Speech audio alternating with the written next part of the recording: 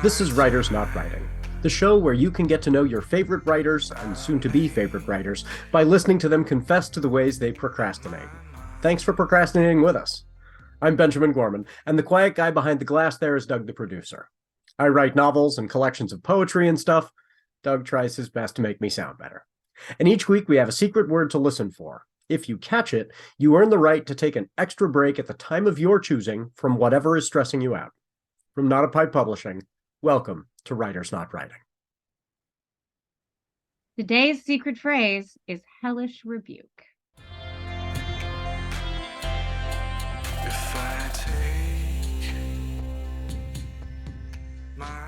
Welcome, everyone. Today's guest is Amanda Cherry. Amanda is an author, actor, and sailboat owner who lives in the Seattle suburbs with her husband, 10-year-old kid, and 2 dogs. She began her authorial journey by writing fanfic in a 3-ring binder that eventually got reverently passed around Escadia High School in 1993. Her 4th published novel, Bad Intentions, was released on November 21st by DEFCON 1 Publishing, a small press out of Seattle, which will also be publishing her February 2024 release. For fun, Amanda sings and is occasionally allowed to play guitar in a rock and roll cover band. She's an MC announcer for Jet City Roller Derby and a season ticket holder to the Seattle Kraken. She's also a cast member on the actual play D&D game Greymantle on the Dungeon Scrawlers Twitch channel. Welcome, Amanda. Glad to have you here on the show. I'm so excited to be here. I listened to the show, and yeah, I'm very excited. It's going to be fun. It's excellent. Yes, you were one of the tens of people who listen to this show, so that is fantastic.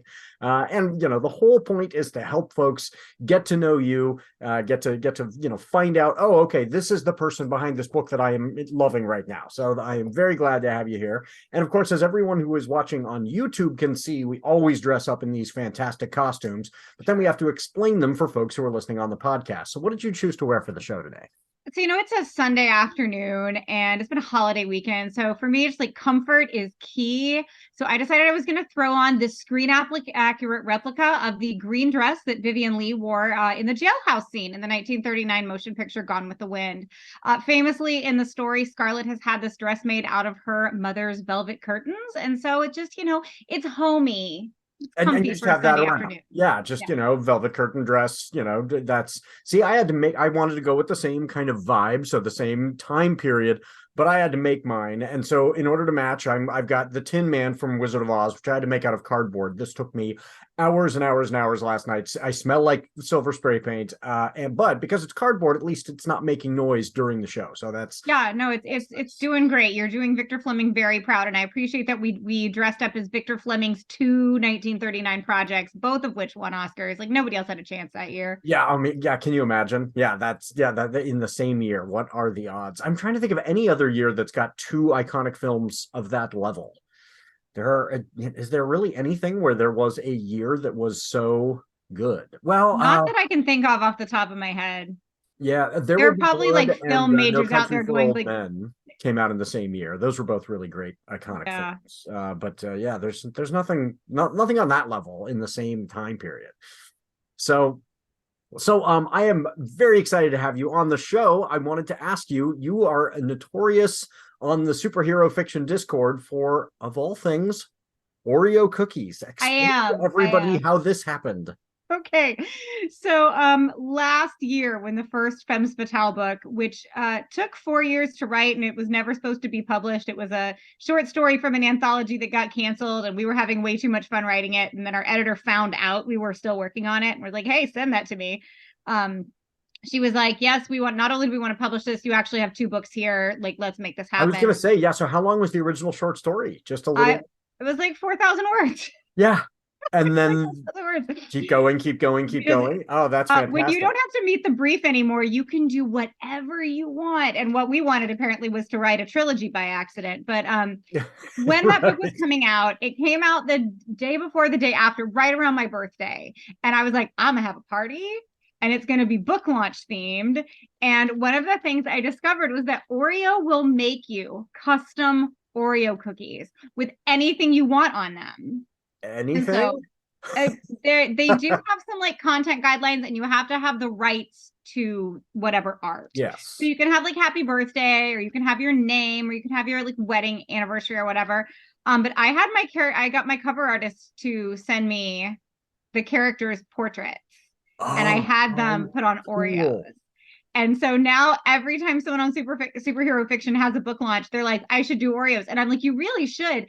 I don't think anybody else has it yet, but I have a reading on Tuesday with a bunch of other Cobalt City authors, and I did get more Oreos made. So this is a Oh my God. real custom Cobalt City Oreo that will be available at my reading on Tuesday because I can't stop now. It's like the thing I'm known for. It would Yeah, be where's very the off so brand. where and when's the reading?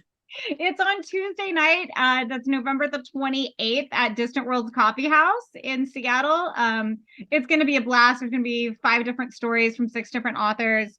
And Oreos are free gift with purchase. Yeah, and this will go up on Monday night. Oh, So perfect. maybe So some yeah, that's folks won't hear it tomorrow. in time. Yeah, it'll be tomorrow. So yes, go get or custom Oreos. That's a great idea. So yeah, and forever I will be known as like the author who brings the Oreos. Yeah, well, it's it's like as we're learning about this career, you learn these things over time where you're like, oh yeah, you should have this thing on your table when you are tabling at this event. You should, and then you just acquire these. And so yes, you are going to be the person who informed everybody. Custom Oreos. That's a great Custom idea. Oreos. You just go to like the you can get them on the Oreo website.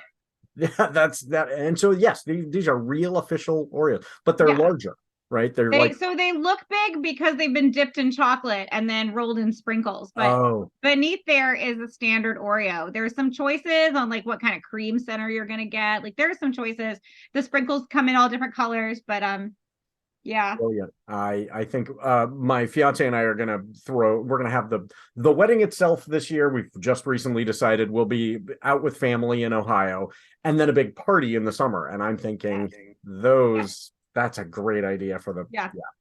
that will, and she is a giant Oreo fan, so especially if they do the peanut butter, so that will not be hard to convince her to do those for the festivities.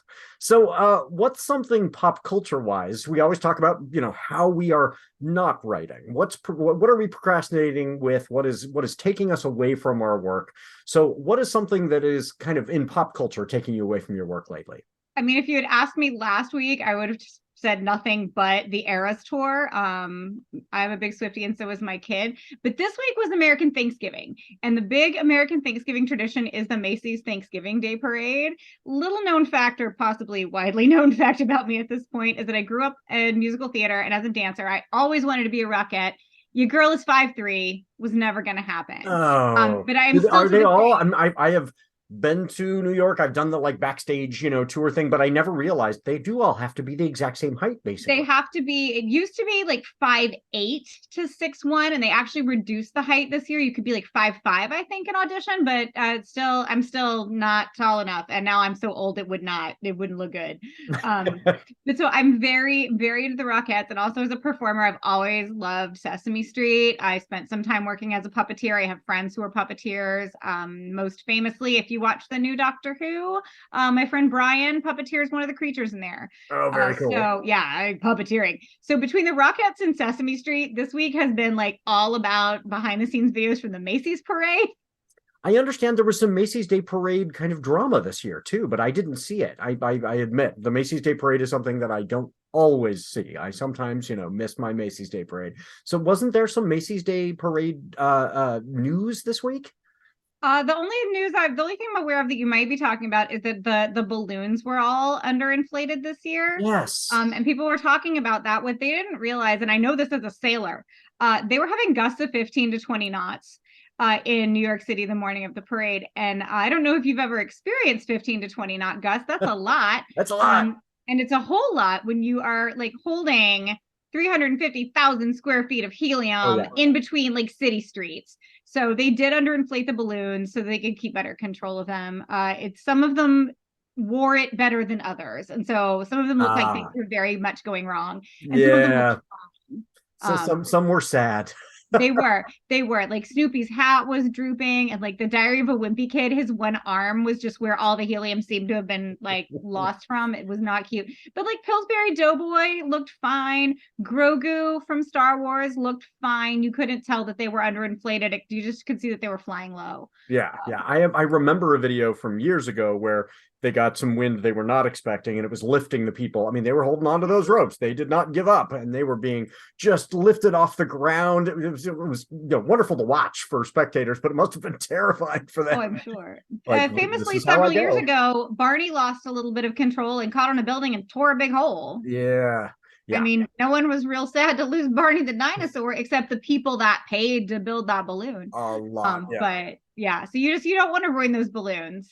So Yes. you do what you can. You'd rather than be a little sad on Thanksgiving Day than real sad that you never get to use them again. Well, we'll watch something just horrific on national television where one of those people goes, 5 stories up, holds onto the rope. Right, balloon carnage, balloon handler carnage, like let's all be safe. Remember the Thanksgiving of 2023 when and the balloon just went completely haywire. So what about in the news? What's been keeping you away from your work this lately? I know this is a very privileged position to take, to not spend too much time with my head down in like the real world news. There's too much, it's all too awful. The world is a complete dumpster fire. So if I let myself think too hard about it, I will spiral. No work will ever get done. My child will not be fed. My laundry will not get done. So I do have to temper my exposure to what is going on in the outside world. However, a friend of mine sold her debut. Oh, that's great. She got her cover art this week and was allowed to reveal it. So the big thing that I've been screaming about rather than doing work this week is author Melinda Mitchell's debut novel. It's coming out in December from Eris Entertainment, and she's so excited. And so looking at that has mostly been what's distracted me this week. Yes. What's the title of that one? It is called, I don't want to get this wrong. Hold on. I want to say Next of Kin is the name of it. Yeah, and we'll pull up the art itself and toss it up for the YouTube viewers. They are seeing it here right now. So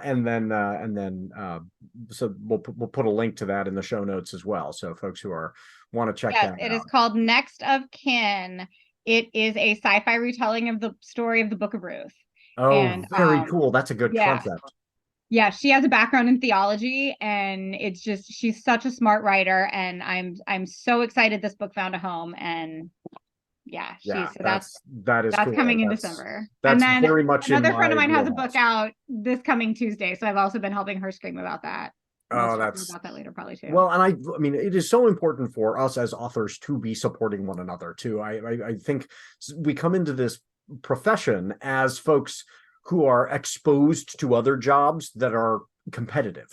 And writing really isn't. Like, it does not hurt me a bit if people read more. It helps me. And so we want to support one another as much as we possibly can. Absolutely. One of the first things I learned, and one of the things I try to pass on to newer authors, pre-published authors, is that the others in your field, and especially in your genre and age category and subgenre, they are your colleagues, not your competition. Pretty much all of my closest friends write very similar things to what I write. And you know what that means? It means we can go out in packs. Right. Yeah, no, it's great for us in terms of marketing. Yeah, I just had a launch party for my most recent one with Kate Ristow, which meant we both brought in these kind of fandoms, and they were allowed to go, I'll check out hers, I'll check out his. So yeah, it's a really great thing when we can work together, and there's I mean, I understand there is potentially a maximum limit where people could, read so much they cannot read anymore. No one is there. I'm on TikTok, and that's a really high number. Yeah. I mean, that's really our competition. Our competition is YouTube, TikTok, Netflix. It's everything else taking people's attention away. But if we're, on those places saying, hey, read Manda's book, that's, Exactly. One of my dearest friends in the world is a very well-known multi-award winning author. And I did a book event with her. because they asked her, hey, who would you like to come interview you? And she's like, oh, you know what? Amanda's car has heated seats. Let's do that. And you know what? Powell sold out of my book. Yeah. Yep. Because I was there with her. Like, it's the people are not your competition. They're your colleagues. Readers want more books. You cannot possibly, we as a collective cannot possibly write them fast enough. Yes. As fast as people read them. So like, yeah. And yeah, there are so many, like many of the big name authors I know are so generous too with their time, with their willingness, because they remember being in the trenches, and it sucks. And so that it is great when they're like, oh yeah, I'll help you out. That is very cool. Yeah, I wish I'd been at that event in Powell's. Powell's is, for the folks who are not in the Pacific Northwest, Powell's is kind of one of our meccas. It is one of the largest bookstores in the country, and to have an event at Powell's, that must have been really cool. Well, when was that? I still have the poster. And ours was actually at like the out of town Powell's with better parking, yes. So that was fine. But I still have the poster. Like, I carried around in my car with me, so when imposter syndrome strikes, yes, I can see my picture on the thing that's like at Powell's.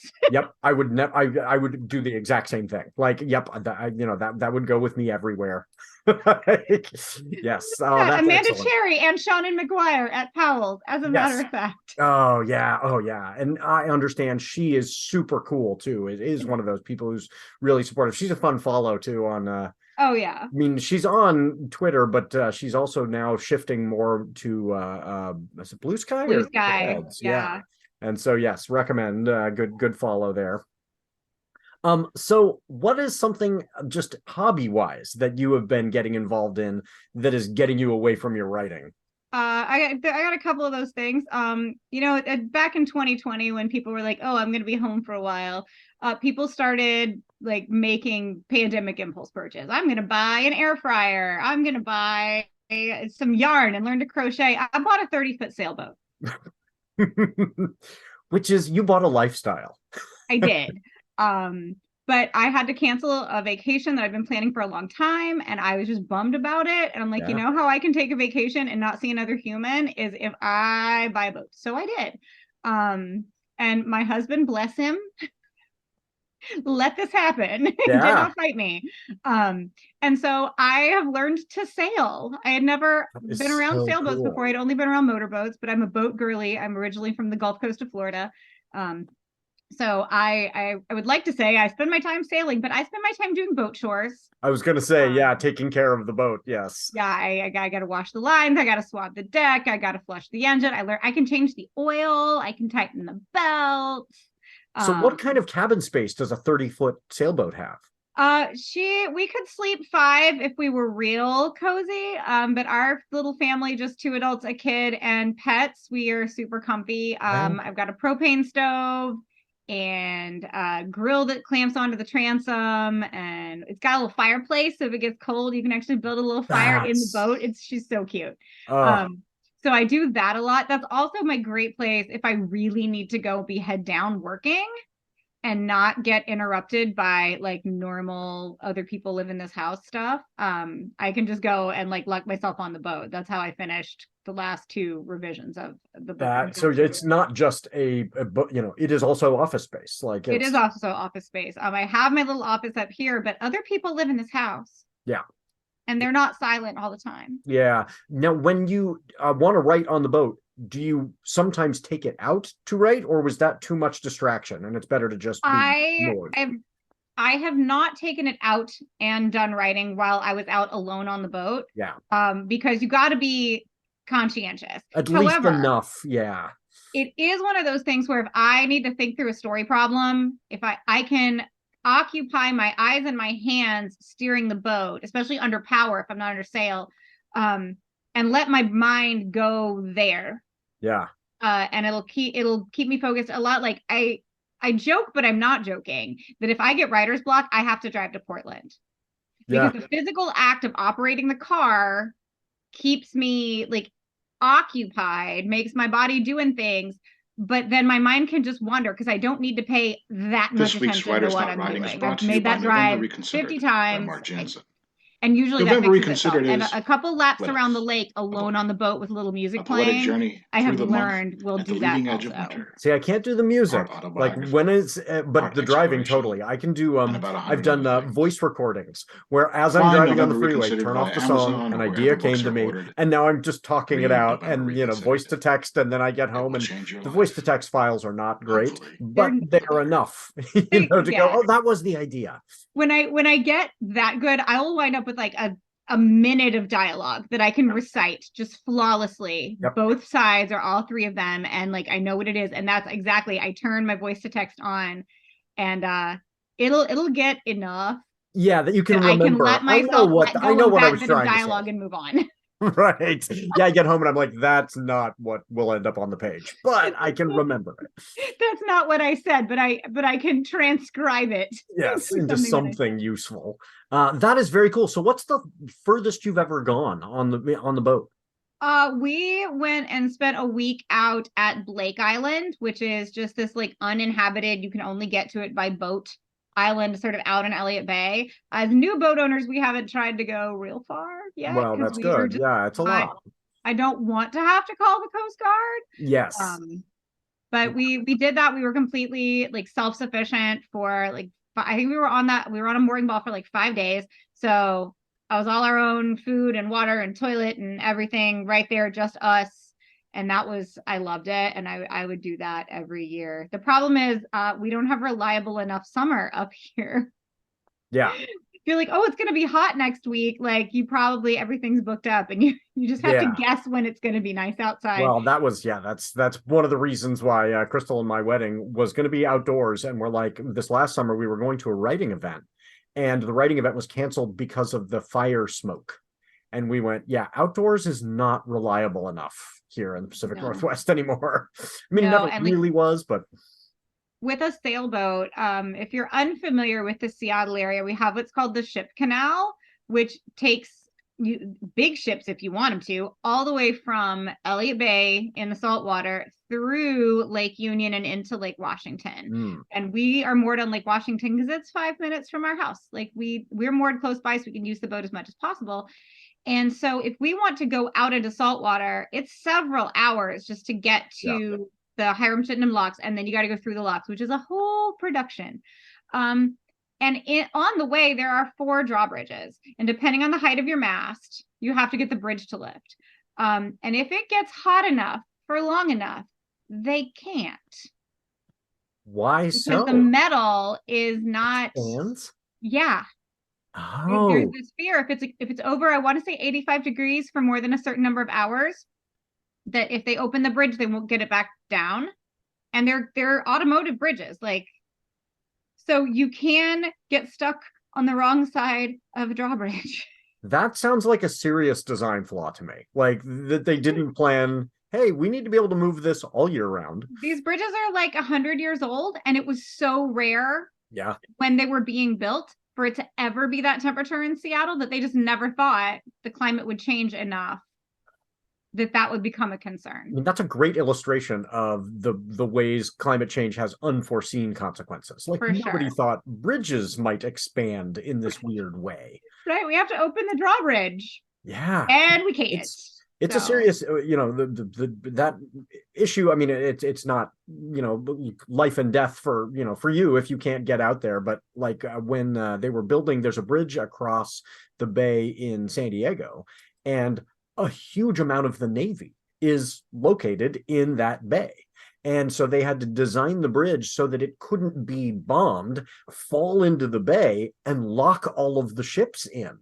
And so the middle section floats and could potentially be removed. So that was smart, forward-thinking design. That is excellent engineering on their part. All of our bridges in Lake Washington float because it's so deep and the bottom is so terrible. But then you look at them and you're like, how? Yeah. Do they really? How are you floating? Yeah. It makes no sense to me. But there's a reason I'm an author and not a physicist. Right. My answer would be like magic, and every so often you have to appease the deity that keeps the bridge floating, or else you're out. Like that's where I would go with it. But apparently it's actually science. I mean, which is just, science is just magic that somebody figured out. Like, so Fair. that Yeah. I'm fine with that. But now I'm curious. Like, is it basically a big steel hulled ship that lowers and raises into the water? Like, I is it? know, right? Like, I am curious. Just water displacement and yeah, oxygen, yeah, things I don't understand. But yeah, right. that's now I'm curious. I'll look that up. That is the ship purchase is really cool. So you are still very satisfied with this choice. Yeah, I love my boat. It's my happy place. In the summer, I've had several just like, hey, writer friends, let's come over and have type and gripe on the deck of the boat. Um, we we there was a bottle of wine and it was in the sun and we're like, it should not be in the sun. So I put it in a mesh bag and tossed it over the side and like hung it by a cleat because the Yeah. lake is the perfect temperature for a bottle of wine. And then my co-author, I love him very much. He was like, well, we could drink the wine, or I brought this bottle of bourbon. So we drank a bottle of bourbon and we forgot that there was wine in the lake. So then I had to go back and get a very nice bottle of Chateau Neuf to pop out of the lake and spray it Yes. with a hose. And now it looks like it came out of like a Pirates of the Caribbean movie. I mean, but But it's we still, drank it. It I was was gonna great. say it's still fine, right? And now there's new lake wine. So it's like a new tradition with my Seattle writer friends that we have lake wine. Yeah. Yeah. That sounds awesome. That is a wonderful way to celebrate. One of the things that I tell authors all the time is we don't celebrate enough. Like if you were in any other field, you'd go, oh yeah, Susie from shipping and receiving, it's her birthday. There's cake in the break room. Like we don't have enough celebrations because we work alone often. And our events are far apart. Like, oh, here's this book launch. And so I tell folks, oh yeah, first draft finished, that's a party. And then and then that the thing that was the vague publishing tweet, whatever it was, there should be a party. Like if you look behind me, you'll see an orange box that's got a bottle of champagne in it. There was a second box that was pink. And that is the champagne that I opened when I signed my deal with Not a Pipe. That's awesome. That was my book deal. It had that book's name on it, champagne, and it just sits there waiting for me. And I made a little TikTok video of like taking it down off the shelf and like opening it and putting it in the freezer. And are you comfortable with us telling folks about the book? Because yes, oh my gosh, yes, it's so good. Everything. Okay, good. So yes, so yes, and I promise your publisher will not get angry at us for talking about this because I'm him. So Dawn Calamity is this fantastic steampunk like Zeppelin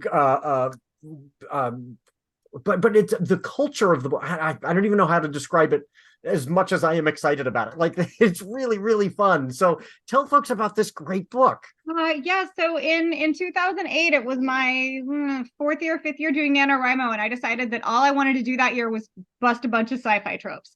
I'm like, I want to be a princess, but like angry about it. Like I want her traveling by airship on royal decree, but like I wanted to be the worst. Yes. Busted, broken down thing that got hauled out of a junkyard.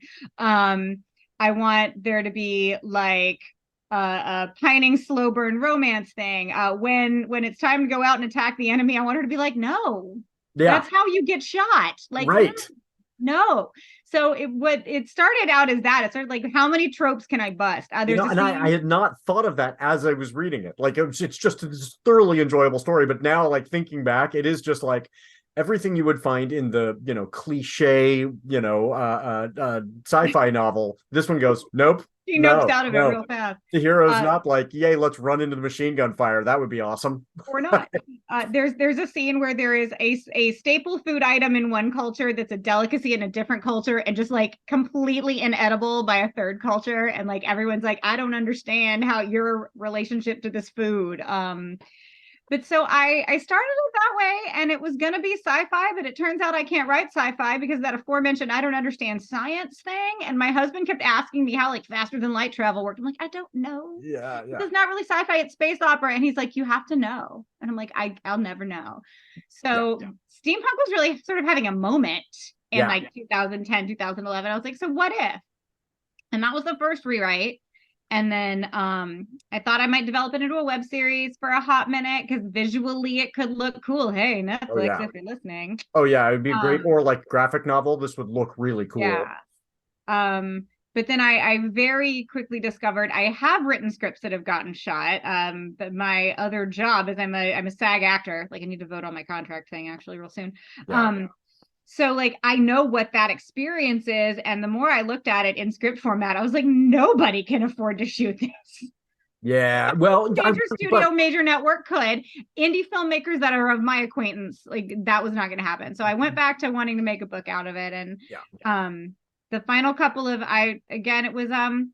it was 9 total restarts, just like start to finish. So when I tell people, yes, you can eventually publish your NaNoWriMo project, I don't mean the year you wrote it. Yeah, no. In fact, I'm doing NaNoWriMo for the first time, but I've also been talking to lots of authors about NaNoWriMo, and I'm telling them, do not send anything to a publisher in December, just or an agent.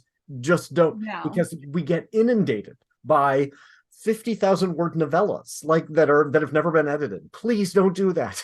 Okay. Take your time. But yeah, this one turned out so well, and it's nice for Not a Pipe because sometimes we end up with books that are that were there's a trend. And something like you said, steampunk has its moment, and then the one that's really high quality is somebody that comes out later, and it's not going to get snapped up by the big five. They're going, nope, steampunk's done, or what. We've got some YA dystopia, and people, those are. Well, they're really good. And so we can be the small press that goes, hey, this thing might not be the fashion, but if folks like steampunk, those folks didn't disappear. Yeah, I was really excited. I spent some time traditionally querying this book earlier this year, and the overwhelming response was, I love your voice. Your writing is good. This character is really engaging. I can't sell it. Right. And there, because it's just not what the big five is buying right now. Right. And I had the choice of whether I want to sit on it and see if the market comes around or not. And I decided that what I was going to do was going to make a real short list of independent publishers and see what shook out. And then maybe I was going to have to shelf it and sit on it until the market came around. Y'all were first. I love that. Because of people watching and listening that don't know this, I met Benjamin at a panel at Rose City Comic Con in 2018, right after my debut came out. It was my first convention as a pro.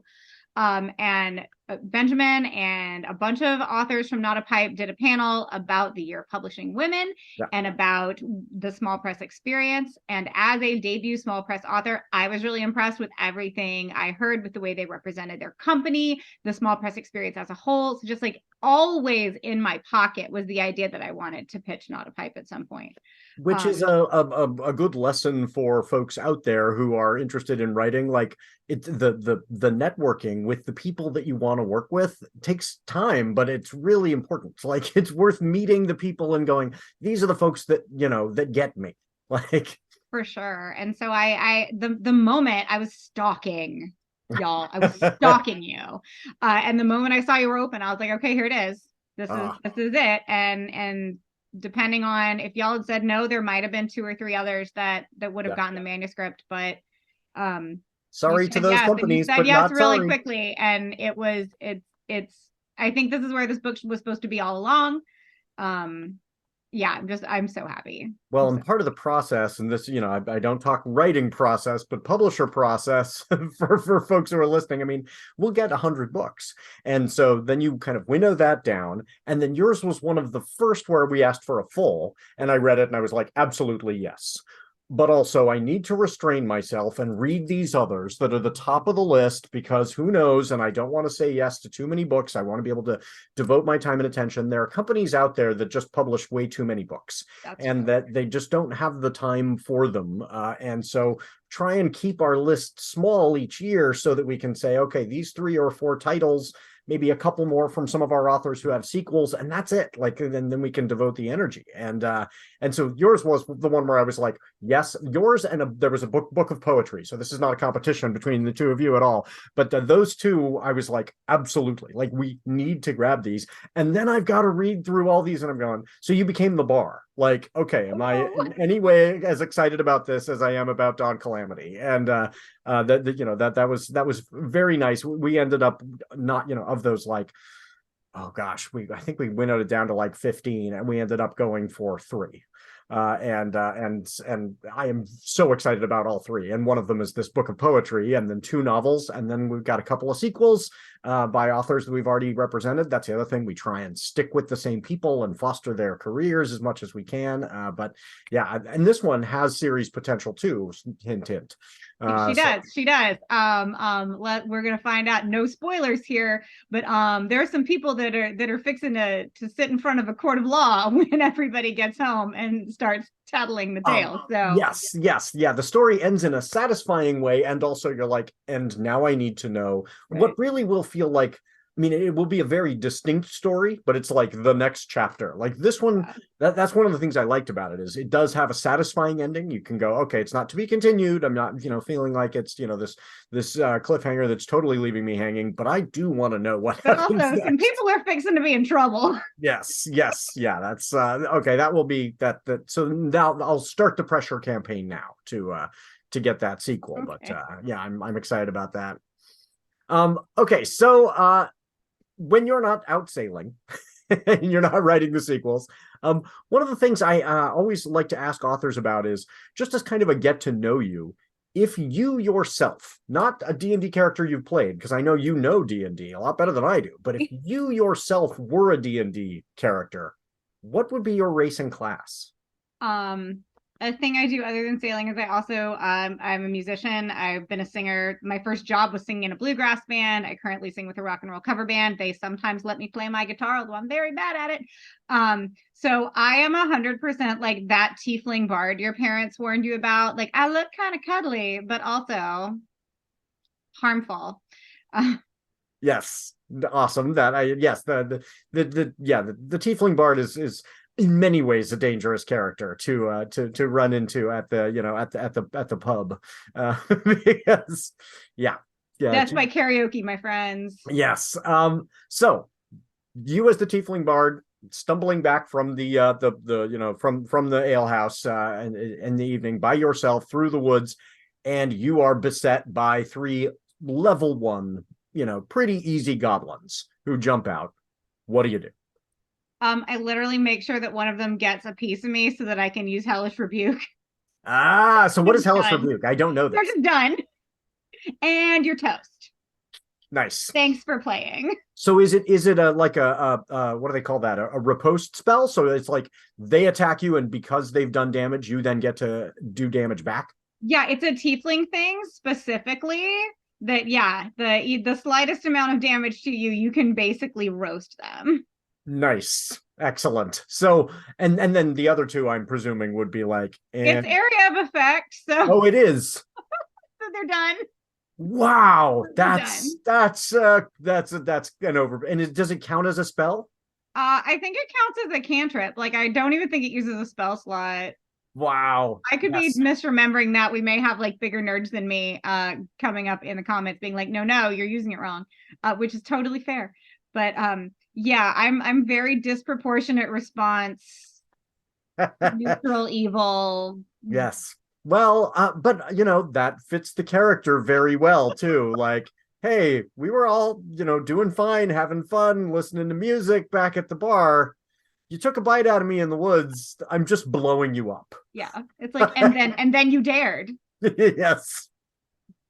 That's so see, readers are getting to know you. It's true. I'm 45 now, but I tell you, when I turned 40, the last of my F's evaporated. Yeah. Yep. Excellent. Oh, that's great. Okay, so I'm going to have Doug, the producer, take us to our ad break, and when we come back, I'm going to ask you what you've been daydreaming about lately. Hi, I'm Karen Eisenbray, and I wear a lot of hats. Wife, mother, church lady, writer, editor, punk rock drummer. I gave all my hats to Barbara, the main character of The Gospel According to St. Rage, and Barbara and the Rage Brigade. Barbara isn't your typical high school junior. She's been invisible since the 3rd grade. But when a magic hat brings her back into the light, Barbara is ready to take on the world. First priority? Start an all-girl garage band. Miraculous superpowers were never in her plan. But sometimes you get what you need. Bullies and school shooters don't stand a chance. Truth, justice, rock and roll.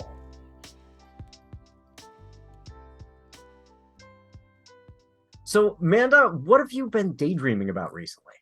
I've been daydreaming about pretty silver rocket statues. I had a party in 2021 during the Hugo Awards. I called it Not the Hugos. I actually modeled it after the whole like not a pipe vibe, whereas I put a big invitation up on Facebook with a picture of Hugo Awards, like this is not the Hugos. I have 3D printed pretend Hugo Awards all over my house, and I have a 10-foot Hugo rocket in my vestibule, all from this party. And last year, 2022, so yeah, not the 2023 Hugos that just happened, but last year in Chicago, it turned out when the long list came out, I was 2 nominations away from making the Hugo ballot. Oh, The way I screamed. I'm driving home and I'm like checking it at stoplights, and that was a bad move. Don't do that.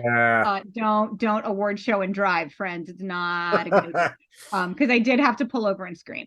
But ever since then, I've been like, I want to go to the Hugo Losers party very badly.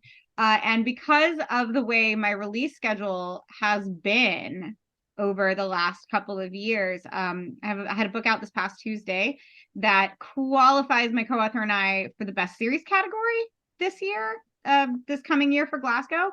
And then I have the sequel to my debut is coming out in 2024, which will qualify me alone for the best series category for the Seattle Hugo Awards.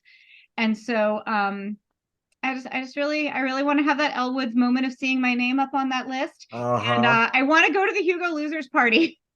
So really and I don't even know badly. about the Hugo. So all the finalists have a party each year. There is an official Hugo Losers party.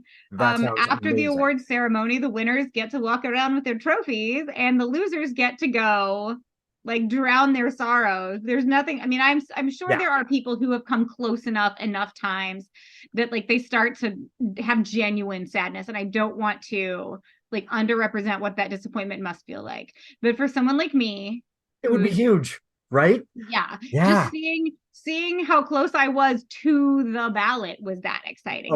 Having my name on the ballot, that's it. That's all I need. And honestly, I want to lose the best series Hugo to the October Day books. Like what I want to do is lose this award to my best friend and my favorite series. Like, let's go. That's what I want. Oh, that would be so cool. Well, I am trying to convince Crystal that we should honeymoon in Scotland and Ireland, which is not, it's just the logistics, so that we can go to Glasgow. So we may be there. We'll see. Also, you should just go to Scotland because the Scotch. Oh yeah. I have been before, and she's never been, and I just am like, the Worldcon provides us with the time. Like, oh yeah, we just have to make sure that our trip to Scotland is, in this window. But yeah, that would be really cool. And also, I'm just going to remind you, because people in this business forget, you publish sci-fi and fantasy, which would make the trip tax deductible. That's right. Yes. That is your tax deductible honeymoon. That as I was renewing my membership to some to a local writers group, and I was going, gotta make a mental note, this is also a tax deduction. I was like, and the Glasgow trip, I wonder how much of that would also be, because I would absolutely be working that room. So right? That would be so great. Work trip. Work trip to Glasgow, and so I guess I have to. I think sadly the Ardbeg is not tax deductible, but but a lot of it is. Yes, so yes, but getting to go to that loser party, and then the Nebula is the Sifwa, right? And that one is, because that one is another one where I'm thinking for Dawn Calamity. I've already been. Oh, absolutely. The Nebula's reading list is interesting because you can't add yourself. Or there's some, so we that is another reason, friends, that other authors are your colleagues, not your competition.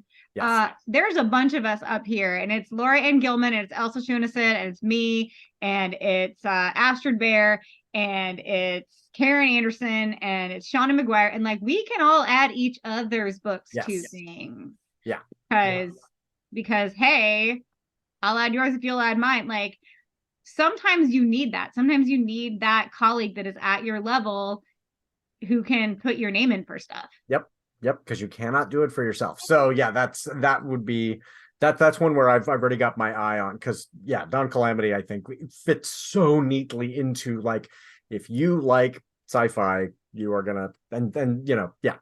So we'll see. Well, we can hope. That would be very cool. So what else is we talked about? You've got the signing tomorrow or the day after this airs. What else is coming up for you? That's my next major thing, and then I try to keep December pretty quiet. I did just get back a document that says the word final on it from my editor, my February release. So I've got to read through that, read through Calamity one more time to make sure. I found like 3 typos in it after I sent it to you, and I'm like, of course I did. Yeah. That though is a lesson if you are a pre-published author and you are wondering about, when you send your samples off, like how much somebody's going to ding you for 1 or 2 typos. It's 109,000 words. I found 3 typos in it, and this book still sold. I signed the contract. We're talking about it. So no, and the thing, one of the things that I think readers don't understand is you'll find a book on your shelf that's got 3 typos, and that is not because the author necessarily left 3 typos. I've had errors in our books that ended up being there because in the process of the editing, you had too many hands in the kitchen. And so you have somebody saying, I think you should change this phrase to this. And then the author goes, yes, I think I will change the phrase to that. And then the word in between gets repeated or something. And this word ends in there. And so then, people are like, oh, this book had errors, and it's like, yeah, even the really high quality stuff out there has errors, and it doesn't mean the author repeated the word too. It's because you had 3 people involved. My husband found an error in a celebrity memoir. Yep. In line to have it signed. Yeah. Yep. So he showed it to the celebrity quietly. He was like, hey, just so you know, I found this. And you know what he did? He whipped out a Post-it. He wrote it down. He's like, thank you. We'll fix it in the next edition. Yep, like, exactly. Didn't put it in a review on Amazon. Like, didn't complain about it loudly. Didn't point it out. But did, like, show the people responsible, hey, just so you know. Yeah. Wasn't a jerk about it. But yeah, it happens. And so I'm going to go over this one more time. Yes. Yeah. But I would never be like, oh no, this entire novel has 3 errors. This is an insurmountable obstacle. Now, we have had books where they come in and I'm like, this is a clever idea, but the cost of editing this thing is going to be so much that it just doesn't make sense because it is so full of errors. So you do have to do that pass. Make sure that it's clean. But yeah, 3 errors, that is not a barrier. 3 errors is probably the cleanest I've ever seen a manuscript that comes to us. That's really good. So yeah, I'm gonna do the kid being off school for a while thing. We'll probably take the boat out a little over the holidays. Winter sailing is cold, but it's fun. Still gonna be practicing with the band. Just gonna like be a little chill, and then come January, it's gonna be like this all the time. It's gonna be like book release. So does the band, have you had gigs, or are you getting into that place? Oh yeah. I sat in with them the day I met them because that's just how they roll. And I've played with them 4 or 5 shows at this point. Last time I had like 5 songs I played on my guitar as well as singing, and it was weird. It's strange, but it's like, it's cool. It's fun to be bad at something. It's fun to try new things as a person now old enough to like not care that much about the judgment of other people. So well, and I think the kind of ambition we bring into it changes too. Like, oh, I am going to learn and enjoy this thing rather than this must become my entire future. And Kurt Clopton, one of our authors, has a band where they get together and they just play for the sake of the joy of it, and they don't even have gigs, and they're just loving it. And so that's I think there is a generational thing there. I have a very bad habit of my hobby turning into my job. Mm-hmm. When I was 15, I used to sing for fun, and then I joined a band and it became my job. And so then singing was my job, but dance and theater, that was my hobby. And then musical theater became my job. And so then I was doing TV and independent film for fun. That was my hobby. Filmmaking was my hobby, and theater was my job. And then I booked 1 too many commercials, and suddenly now I'm a professional actor. I have to join the union, 2 of them. thank God we merged. But so then now TV acting is also my job. And so that's okay. Acting in all ways, that is my job. I'm going to write stories for fun. That's my hobby. I write fan fiction. I write stories for fun. And then I sold a short story, and then I sold a book. And now, I'm coming up into, I've got 4 books published and 3 more under contract. So now that is also my job. And so now I play guitar and I bake cakes, and those are my hobbies, and you can't pay me to do it. Yeah. And those other jobs didn't go away. Correct. Yeah. Correct. I'm still in the actors union. Like I could still Right. do that at any point. And I love it. And I love that I was able to achieve that. That's a big deal. A lot of people want to be a singer or a dancer or a musical theater performer or a TV actor and never get there. Yeah. And I understand that, like I'm saying, when I'm like, my hobby became my job like 4 different times, my diamond shoes are too tight and my wallet is too small for my 50s. Yeah. Like I understand like how ridiculous that can sound, but it really is important to have things that capitalism isn't in charge of or doesn't like have their fingers in that pie at all. So I do think it's fun that I've come full circle and I'm back to making music, and I do gig in public, but I'm not getting paid for that most of the time. Usually if we get paid at all, it goes into like the pot for the band, and it pays for the band like to drink that night, and it pays for the band's equipment and and then again I bake cakes, and that's fun. And sometimes people ask me if they can pay me back for a cake, and I'm like, no. Yeah, my brother played in a band and the successful gig was one where they were traveling, and it was, it covered the hotel, it covered the gas, and it covered the beer. Yes, we broke even. Yeah, and most of the time they wouldn't even do that. Like it was, and then they were pretty successful. They were touring, but yeah, it's not lucrative the way I think I imagined as a kid. Like, oh yeah, you're a rock star. It's very much, I mean, I think writing is a lot the same. I think people who are outside of the arts have this perception that everyone who is making a living doing the thing must be that top tier person. Right. The only musicians they know of are Taylor Swift and Dolly Parton and Beyonce and the Rolling Stones. The only authors they know of are Stephen King and Brandon Sanderson. And that's not the reality for most of us. There are plenty of us toiling in obscurity. There are plenty of us that are paying the bills doing nothing but the art thing that we love, but we're not household names. Yeah. And people will, especially like hometown people, if you're from someplace small, will like poo-poo the idea that you want to go into the arts for a living. And it's because their idea of success is only that like super narrow margin. Yeah. They don't understand what you want to do enough to understand that tens of thousands of people have that job and do that job. Like you don't have to be a household name to be a success, depending on your success metric in whatever it is you want to do. And I find that all the time. I'm like, yeah, I'm a traditionally published author. Right. You've never heard of me. Right. That's still what I do. Well, I think it was McGuire who talked about going to, was it the Nebulas or the Hugos, and like nobody recognized her because nobody sees authors. So it's not the kind of thing where somebody's like, oh yeah, you like, no, she's been very successful and still was. I don't know. I believe she'd won. It was the year I do think, it was one of the first years that she won that people didn't. And also, like, nobody's author photo looks exactly like what they're going to turn up looking like at a party, especially those of us that dye our hair weird colors. Yes. Like, this is my very serious author photo, and this is my purple hair and my bright pink ball gown. Like, it's not the same. If I can get the beard to be like long enough to like tuck into my belt, I think it would be distinguished enough that people would be like the beard guy, which was never me. This is a COVID thing, but like I'm just going to stick with it. Go for the wizard beard that can eventually, make me somebody that people can identify on the street. That would be that's a goal. You're the wizard guy. Yes. Love it. So what's something that has, before we get to that, what is your idea for the weekly poll? What, I'm not always consistent about running these, but when I do the weekly poll, what would be a question you'd want to ask the world? Okay, here it is, because it has been American Thanksgiving and it's been all over my Twitter feed. are you a stuffing person or are you a dressing person? That is, does the cornbread at all go in the bird and have to be cooked that way?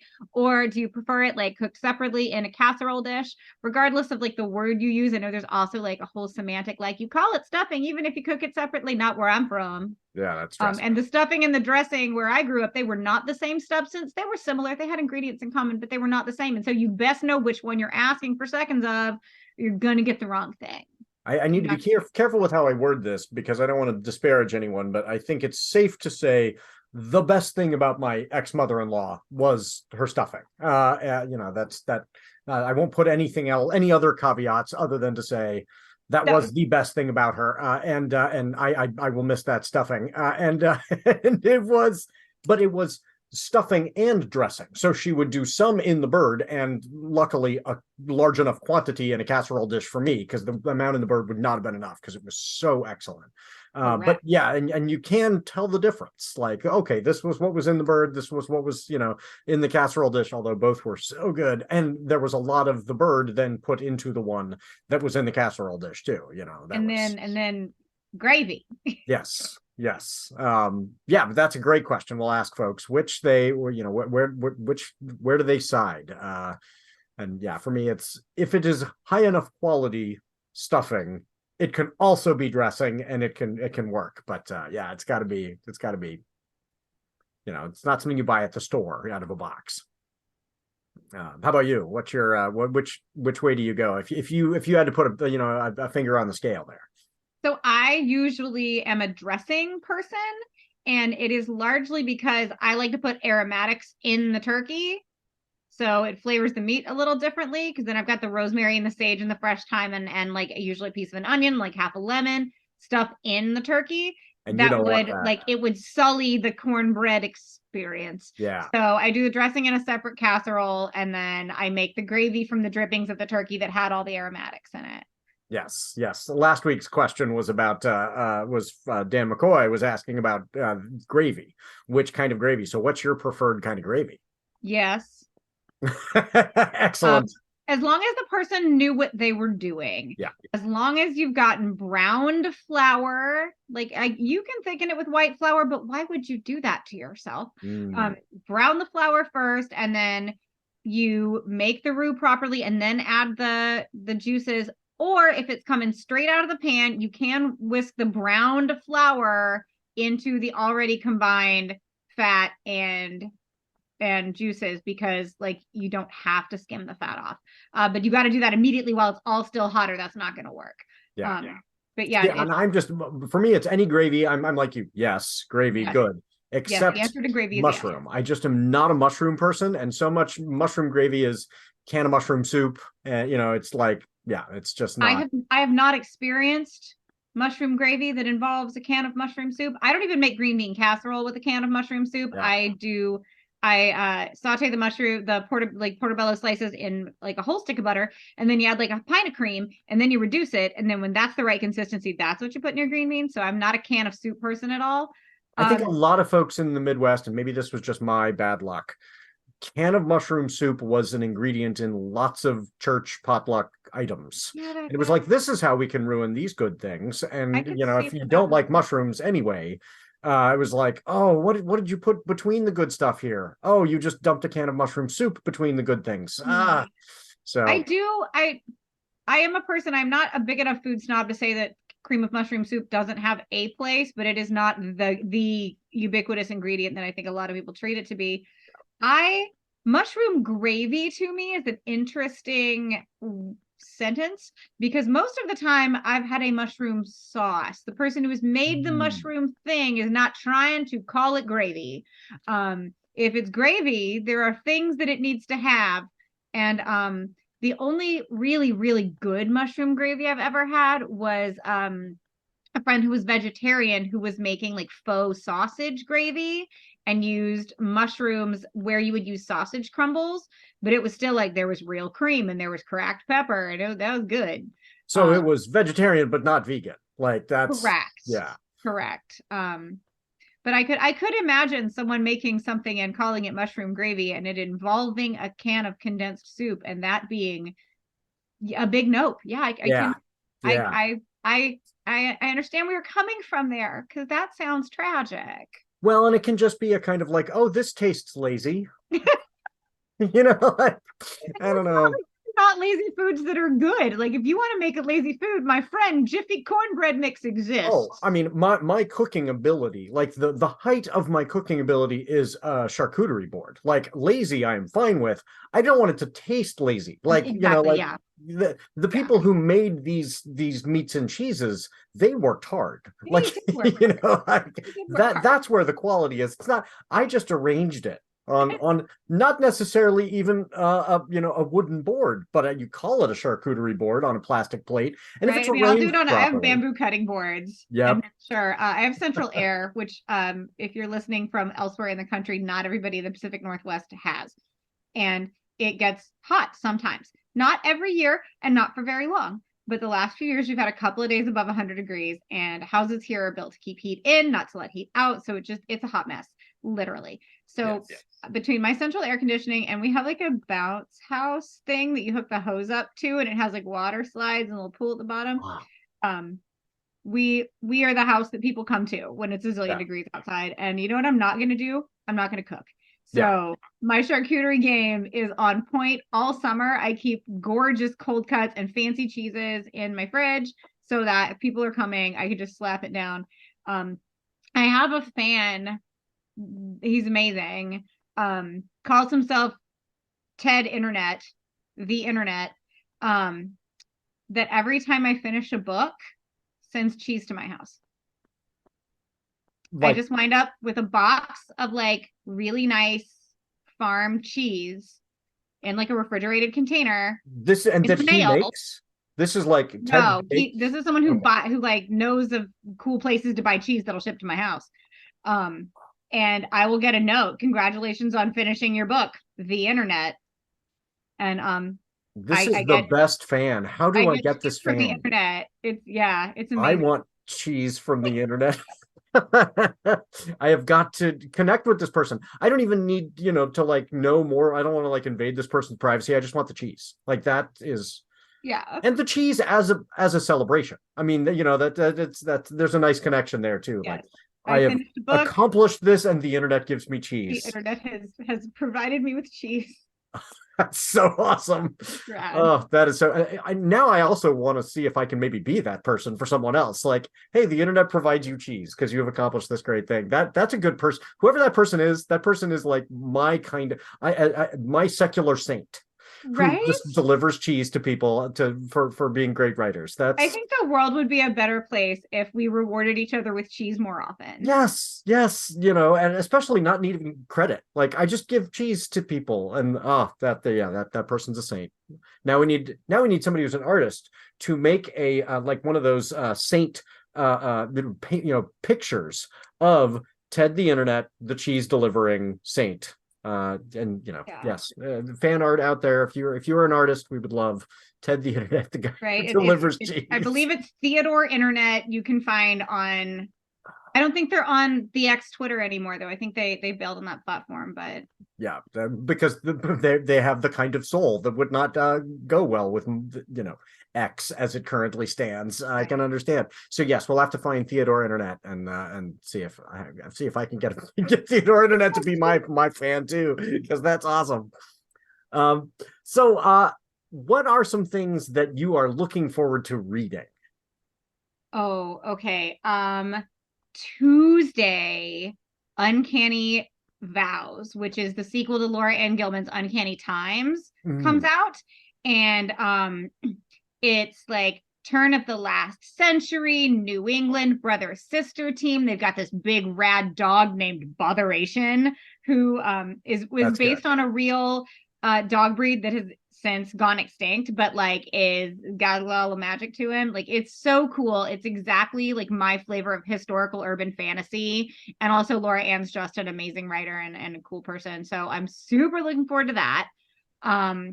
Also, some of my colleagues at DEF CON 1 have got stuff coming out like in December and January before my book comes out in February. So I'm very much going to be like hoarding those things so that leading up to my book launch, I can just dive into that world and just sort of stay there for a while. Yeah. like I said, Melinda Mitchell's new book is coming out in December from Eris Entertainment, and she has fought so long and so hard to find a home for this book. And she is just such a great friend and a great person. I read another book of hers that is has yet to find a home. Yeah, somebody buy this book. Yeah. So I'm really excited for her. There's something about a debut, especially when you know how long somebody has just been in the trenches trying to get there. So I'm super excited to read that and to scream in her general direction, because I know what that feels like. Well, and we also know what it feels like. The trying to remember, I think it was Douglas Copeland who said the run up to your book launch is the calm before the calm, because then your book comes out and it, nothing happens for a while. I mean, it's just, okay, now that's out in the world. But you've been, like you said, you've been waiting for years for this moment. And so being that person who can be shouting at her and saying, this is a really big deal, and you should feel like this is this incredible accomplishment. That's a great way to support her. So I am sure you will be shouting into the world of social media as well. Where can folks be finding you there to see all these other folks you are going to be letting them know about? Right, all my friends' books and also mine. I am at Manda the Ginger, because I'm naturally a redhead. You can't tell because it's purple now. On Blue Sky, TikTok, and the X Twitter. I also have a Facebook page, facebook.com/thegingervillain, and my website, thegingervillain.com. Those get updated less often than they probably should. I got real good at updating my GeoCities page in 1999, and it's been all downhill since then. Yeah. So there's that. But yeah, mostly on Blue Sky and formerly Twitter and TikTok. I lurk on TikTok almost as much as I post, because the filter I used to use, they stopped supporting, and so like I can't just be straight out of the shower and like pop on and make a video, because I don't have the filter to make it look like I've done all this to my face. This I actually had to do. Yeah. So I don't always have 2 hours to get camera ready. TikTok is dangerous for me just as a time suck. Like my fiance will send me a single video, and I'm like, well, there goes an hour, because now I'm going to watch that one, and then okay, now TikTok is just going to take over my life. So and the same thing, even when your video is loading, like you make a video, and then as it's loading, it shows you the next thing. And it's gonna be the girl in Arkansas with the corgis, and then it's gonna be the horse farmer that just got the mini cows, and then and then that's it. That was my day. What did you do today? I made a video, and then I watched TikTok for 4 hours. Yeah, for sure. It is dangerous. Absolutely, but that is the thing to do. We have to be on all these places. But yeah, whereas I keep going to Twitter just out of habit. And then I'm like, why am I here? This isn't better stuff than what's going on Threads and Blue Sky now. And so I find I'm still spending a lot of time there because I used to spend a lot of time there. So I'm gonna have to break that. I had to move the icon on my phone. That's a good idea. I moved it. So when I like just instinctively go up and click there, I'm clicking Blue Sky now instead of good call. The I'm X gonna do that Twitter. today. I swapped them. And I'll move the Twitter one to another page so that it's, I would have to intentionally go. I swapped them. The only reason I keep it on my front page is I'm part of a group. Got a couple of like group chats on there, and one of them is the Star Trek Snack Squad that got started at the beginning of the WGA strike. And we went all 119 days. We kept Star Trek writers and Star Trek actors fed and hydrated, and that's great. Snacks and treats and little souvenir towels and buttons. Like we went all out, and we are planning some meetups. Our fearless leader is author Claire Willett. She lives in Portland, and we are hoping to get all the Pacific Northwest people together cool. Here real soon. So I can't completely divest from that platform, because that's where I'm going to find out if I need to drive to Portland to go details. Have tea. Yes, exactly. There is still valuable information on Twitter if you can, sift through. Also, though, I curate that experience real tightly. So I know terrible things are happening over there, but they are not happening in my eyeballs, because my block list is tight and my allowed list is tight. Have you noticed your ads getting real weird? So the advertisers that used to be, it was all your traditional giant mega corporations. Well, they're all gone. I'm only getting political candidates now, and I just block them. Yeah. No, those you block, but I'm getting some weird ads where it's like Univision, like it's stuff that's from other countries. Oh wow, no, It's not even in English, and I'm like, wow, this is where I get like fast fashion and like cheap stuff, and then I get exactly. like political candidates, and I just block it. Yeah. But it is amazing how many like iterations of an ad account some of these companies have. Yeah. Because I will think I blocked them, and then I get it again. I'm like, well, and I think that's what's happening is some of the big American companies have gone, but that American company's got a branch in wherever, and now I'm getting they still have an account and they're still on there, and so now I'm getting it in another language, and I'm like, wow, Elon, this is not going well for you. Like, I am not going to buy something from this person. It's not because they didn't create a lovely ad. I mean, it did, I'm sure it's fine. I don't understand the language that is now showing up on my Twitter feed. Good job, Elon. You're a real genius. Well done, sir. Well done. So the next question I've got for you is, who else should I have on this show? Oh my gosh, you should have so many. I have so many friends. I could do this all day. You should definitely have Laura Ann Gilman on the show. She's a joy and a delight and an excellent writer. She's been in the business for a long time. She's worked as an author and an editor, and she's worked in traditional publishing in New York, and she's worked in small press publishing, and she's done some self-published. So like, she is a font of good information and also just a really cool person. You should have Elsa Schuneson on the show. Not only is she an incredible writer, an amazingly creative person, she has lived just the most colorful and extremely interesting life, and she is one of the greatest advocates for accessibility and disabled spaces in sci-fi and fantasy and the creative world at large, and really the world as a whole.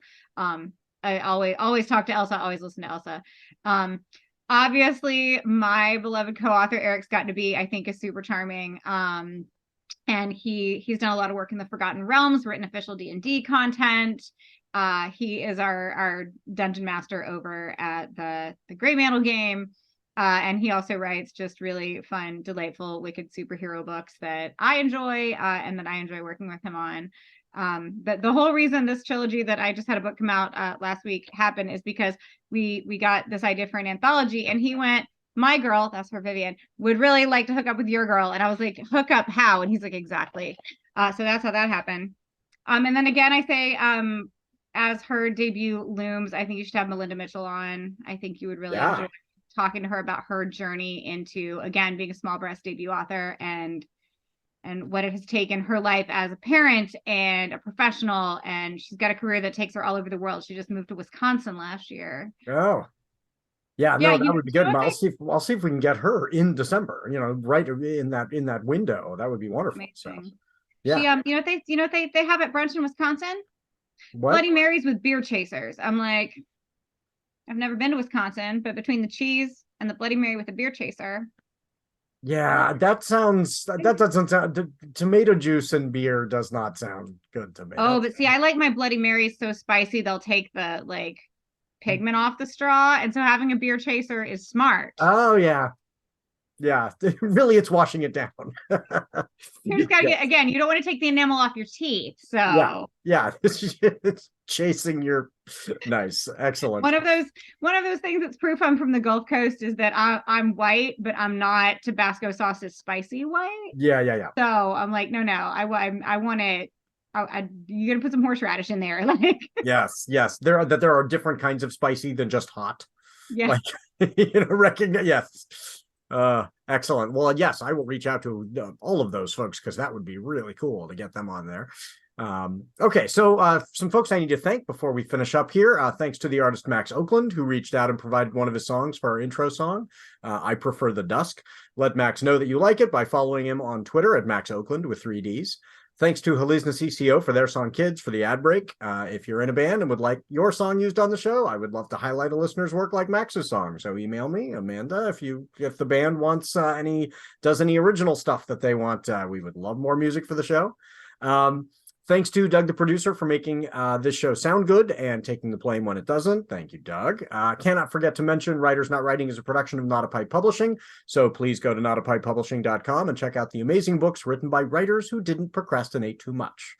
If you like this show, rate and review it wherever you found it. And please check out Amanda's Bad Intentions, which just dropped the other day. I mean, we're talking. Came out on Yeah. Tuesday. Yes. So get your copy of Bad Intentions. And when you do, please give it that 5th star, give it a review. It really makes a big difference. It would make Amanda's day. Let folks know that you enjoyed the book. So give Bad Intentions your review. And for this show as well, click on that. You know, I am far too old to say smash that like button, but please gently tap on the like button an odd number of times. I would appreciate it. Okay, so Amanda and I have a few things we would like you to remember for this next week. Amanda, how about you? What is your advice for everybody? What is my advice for the next week? I wrote it down and everything. Basically, to remember that joy is a difficult to source, but also bottomless commodity. So beg, borrow, steal, create as much as you possibly can. More joy for you does not mean less for other people. It's not pie. I like that. And I always say to folks, a book without spaces would be gibberish, and our lives need spaces too. So don't ignore the spaces. And third, no matter how much you procrastinate, we're still proud of you. If I take my time